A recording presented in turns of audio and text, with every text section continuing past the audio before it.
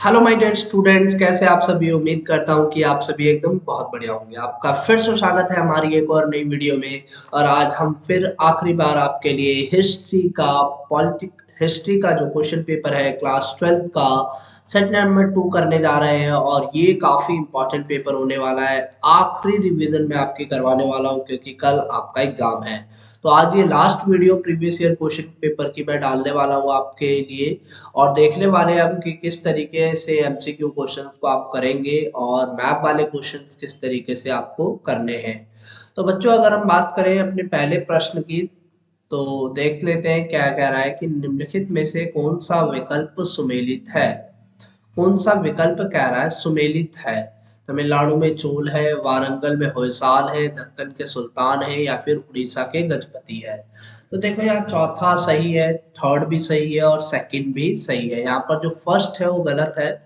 तो जिसमें first option नहीं होगा वही आपका राइट आंसर हो जाएगा। ऑप्शन नंबर डी आपका एकदम सही उत्तर हो जाने वाला है। दूसरे प्रश्न की बात करें तो कह रहा है कि मंदिर की पहचान कीजिए। जो मंदिर आपको दिखाई दे रहे हैं मंदिर कौन सा है। विठल मंदिर है, विरूपाक्ष मंदिर है, बृहदेश्वर मंदिर है या फिर कैलाश मंदिर है। तो बच्चों, अगर हम बात करें इस मंदिर की तो ये विरूपाक्ष मंदिर है। ऑप्शन नंबर सी इसका एकदम सही उत्तर होगा। नीचे वाला जो प्रश्न है वो दृष्टिबाधित परीक्षार्थियों के लिए, पर फिर भी आप कर लीजिए। निम्नलिखित में से कौन सा विजयनगर साम्राज्य का पहला राजवंश था। संगम वंश था, सुलभ वंश था, तुलुप वंश था या फिर अराविदु वंश था। तो बच्चों इसका सही उत्तर है संगम वंश। ऑप्शन नंबर ए संगम वंश से इसका एकदम सही उत्तर हो जाता है। ठीक है। अपने अगले प्रश्न पर जाने से पहले मैं आपको बता दूं, अगर आप हमारे चैनल पे नए हैं तो चैनल को सब्सक्राइब जरूर कर लीजिएगा, बेल आइकन को प्रेस कर लीजिएगा, क्योंकि ये चैनल इस तरह की वीडियोस आपको लगातार देता रहता है। ठीक है। तीसरे प्रश्न की बात कर लेते हैं और इसमें कह रहा है कि जानकारी की सहायता से ब्रिटिश अधिकारी की पहचान कीजिए। जानकारी क्या है। वे एक चिकित्सक थे जो 1794 से 1815 के दौरान भारत आए। उन्होंने बंगाल में चिकित्सा सेवा में कार्य किया। उन्होंने लॉर्ड वेलेस्ली के सर्जन के रूप में काम किया। उन्होंने कलकत्ता अलीपुर चिड़ियाघर की स्थापना भी की। वो कौन थे। मार्को पोलो थे, फ्रांसवा बर्नियर थे, फ्रांसीसी बुकानन थे या फिर कॉलिन मैकेंजी थे। तो बच्चों इसका सही उत्तर ऑप्शन नंबर बी हो जाएगा, फ्रांसीसी बुकानन। आपको कलकत्ता अलीपुर चिड़ियाघर से ही ध्यान होना चाहिए कि वो फ्रांसीसी बुकानन थे। आगे बात कर लेते हैं चौथे प्रश्न की। कह रहा है कृष्णदेव राय से संबंधित निम्नलिखित में से कौन सा कथन सही नहीं है। कृष्णदेव राय से संबंधित बताना है।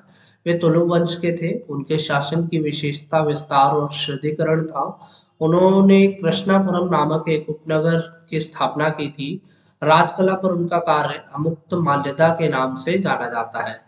तो बच्चों, अगर हम बात करें ऑप्शन नंबर डी सही है, ऑप्शन नंबर बी भी सही है, ऑप्शन नंबर ए भी सही है। आपका सही उत्तर यहाँ पर ऑप्शन नंबर सी होगा। उन्होंने किसी भी प्रकार के कृष्णापुरम नाम के नगर की स्थापना नहीं की थी। पांचवें की बात करें, पांचवें प्रश्न की, तो पांचवें प्रश्न में कह रहा है निम्नलिखित में से किन फसलों को मुगल साम्राज्य में जिनसे कामिल माना जाता है। जिनसे कामिल किन फसलों को कहा जाता है। मक्का और बाजरा को कहते हैं, मिर्ची और आलू को कहते हैं, चावल और गेहूं को कहते हैं या फिर कपास और गन्ने को कहते हैं। तो बच्चों, जिनसे कामिल का मतलब होता है सर्वोत्तम फसलें। तो इसका सही उत्तर हो जाएगा ऑप्शन नंबर डी कपास और गन्ना। ठीक है, कपास और गन्ना इसका एकदम सही उत्तर होगा। छठे प्रश्न की बात कर लेते हैं। छठे प्रश्न में कह रहा है कि भक्ति की प्रारंभिक परंपराओं के बारे में निम्नलिखित तथ्यों पर विचार कीजिए और सही कथन का चयन कीजिए। सही कथन पूछ रहा है क्या क्या है। इतिहासकार ने परंपराओं को जानने के लिए संतों की जीवनी का चित्रण किया। कई मान्यताओं और प्रथाओं को महान और लघु संस्कृत पौराणिक परंपरा का नाम दिया गया। भक्ति परंपराओं को दो व्यापक श्रेणियों में वर्गीकृत किया गया, सगुण और निर्गुण। निर्गुण भक्ति में गुणों के साथ भगवान की पूजा की जाती थी। तो बच्चों, यहाँ पर सही जो है वो कह रहा है सही की पहचान कीजिए। यहाँ पर जो फोर्थ ऑप्शन है वो क्या है, गलत है। यहाँ पर निर्गुण भक्ति जो है भगवान की पूजा के साथ नहीं होती, वो सगुण भक्ति होती है। ठीक है। तो जिसमें फोर्थ ऑप्शन नहीं होगा वही आपका एकदम सही उत्तर होगा। ऑप्शन नंबर ए आपका एकदम सही उत्तर है। आगे पहुंचते हैं अपने सातवें प्रश्न की तरफ। सातवें प्रश्न में कह रहा है कि निम्नलिखित में से किस देश से अफांसी निकेतन संबंधित है। अफांसी निकेतन किस में से है। रूस से है, स्पेन से है, पुर्तगाल से है, फ्रांस से है। तो अफांसी निकेतन का संबंध रूस से है। ऑप्शन नंबर ए इसका एकदम सही उत्तर हो जाएगा। आठवीं की बात करते हैं, निम्नलिखित में से कौन सा कथन सही है। कथन सही की बात कर रहा है, बुद्ध का जन्म सांची में हुआ था, बुद्ध ने लुम्बिनी में ज्ञान प्राप्त किया था, बुद्ध ने अपना पहला उपदेश बोध गया में दिया था, और बुद्ध ने कुशीनगर में महापरिनिर्वाण प्राप्त किया था। तो बात बच्चों मैं आपको बता दूं, यहाँ पर सही पूछा गया है और सिर्फ डी जो स्टेटमेंट है वो एकदम सही है। बाकी ऊपर की तीनों स्टेटमेंट क्या है, गलत है। ठीक है, अपने अगले प्रश्न की तरफ आ जाते हैं। इसमें कह रहा है कि निम्नलिखित राजवंशों को कालानुक्रम में व्यवस्थित कीजिए। नंद वंश, शुंग वंश, मौर्य वंश या फिर गुप्त वंश। देखो सबसे पहले नंद वंश आ जाता है, नंद वंश के बाद उसके बाद मौर्य वंश आता है, मौर्य वंश के बाद शुंग वंश आता है और शुंग वंश के बाद आता है गुप्त वंश। तो सबसे पहले कौन सा हो जाएगा, फर्स्ट जिसमें है वो सबसे पहले हो जाएगा, यानी ऑप्शन नंबर सी आपका एकदम सही उत्तर हो जाएगा। और इसी हिसाब से आप इसको भी मैच कर लीजिएगा। 10वें प्रश्न की बात कर लेते हैं। 10वें को कह रहा है कि सम्मिलित कीजिए। एक तरफ पुरातत्व दे रखा है और दूसरी तरफ योगदान यानी उनकी किताबों के नाम दे रखे हैं। एस एन राव की बात करें तो एस एन राव जो है उनकी ये बुक है the story of Indian archaeology, यानी ए का थर्ड होना चाहिए, ए का थर्ड इसमें एक ही है। ऑप्शन नंबर ए आपका एकदम सही उत्तर हो जाएगा। और इस हिसाब से जे एफ डेल्स का द मिथिकल मैसेकर हो जाएगा, आर ई एम वेलर का एशियंट इंडिया हो जाएगा और जॉन मार्शल का मोहनजोदड़ो एंड द इंडस हो जाएगा। ठीक है, अपने अगले प्रश्न की तरफ हम बढ़ जाते हैं। हमारा जो अगला प्रश्न है वो कह रहा है, 11वां प्रश्न, निम्नलिखित में से किसने संस्कृत व्याकरण पर अष्टाध्यायी नामक ग्रंथ की रचना की। देखो अष्टाध्यायी जो है वो एक संस्कृत व्याकरण है। ठीक है, और इसकी रचना पाणिनि के द्वारा की गई थी। ऑप्शन नंबर डी इसका एकदम सही उत्तर हो जाएगा, ऑप्शन नंबर डी।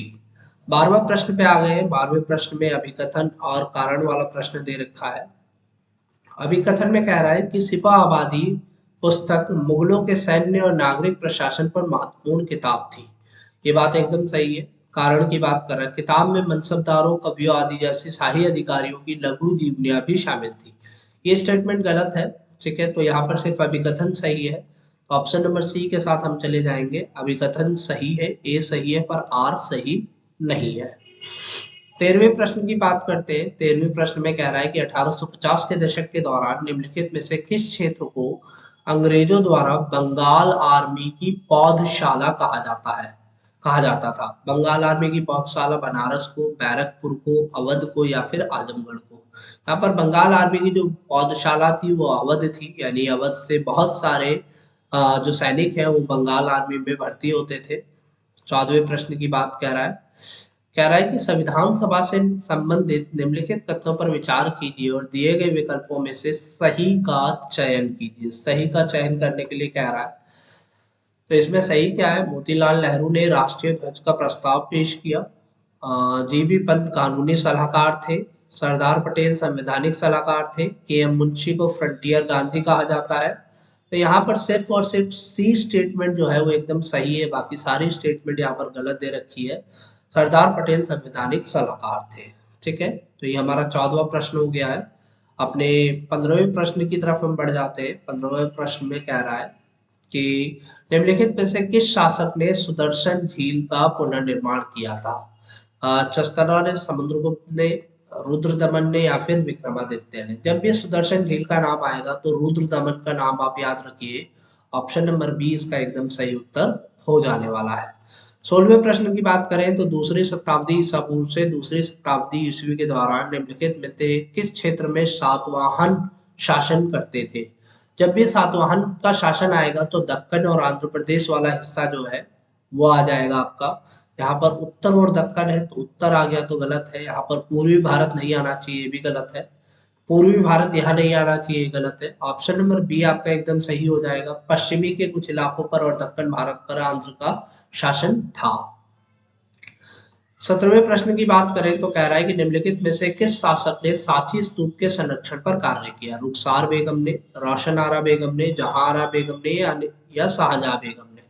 तो सांची स्तूप की बात करें, इनके संरक्षण पर जो कार्य है वो किसने किया था, वो शाहजहां बेगम के द्वारा किया गया था। ऑप्शन नंबर डी इसका एकदम सही उत्तर हो जाएगा। 18वें प्रश्न की बात करें तो यहाँ पर कह रहा है कि कौन सही सुमेलित है, सही से सुमेलित कर दीजिए। जवाहरलाल नेहरू कौन थे? जवाहरलाल नेहरू ने यहाँ उद्देश्य प्रस्ताव पर कार्य किया था। बी आर अम्बेडकर कौन थे? इन्होंने प्रारूप समिति के अध्यक्ष थे। ये राजेंद्र प्रसाद कौन थे? संविधान सभा के अध्यक्ष थे। और बी एन राव संविधान के सलाहकार थे। ठीक है, यानी ए का फोर्थ मैच होना चाहिए, ए का फोर्थ ऑप्शन नंबर सी आपका एकदम सही उत्तर हो जाना चाहिए। ठीक है, ऑप्शन नंबर सी आपका एकदम सही उत्तर है। अगले प्रश्न पे चल लेते हैं अपने 19वें प्रश्न पे। 19वां प्रश्न जो है अभिकथन और कारण वाला है। कह रहा है कि अभिकथन, गांधी जी ने रॉलेट एक्ट के विरुद्ध राष्ट्रव्यापी अभियान शुरू किया था। बिल्कुल सही है। अंग्रेजों ने लोगों को बिना जांच के जेल में डालने हेतु शासन को अधिकृत किया था। ये बात भी एकदम सही है। तो ऑप्शन नंबर ए इसका एकदम सही उत्तर हो जाएगा। ए और आर दोनों ही सही है तथा आर ए की सही व्याख्या भी करता है। 20वें प्रश्न की बात करें तो निम्नलिखित जानकारी की सहायता से महाभारत के चरित्र की पहचान कीजिए।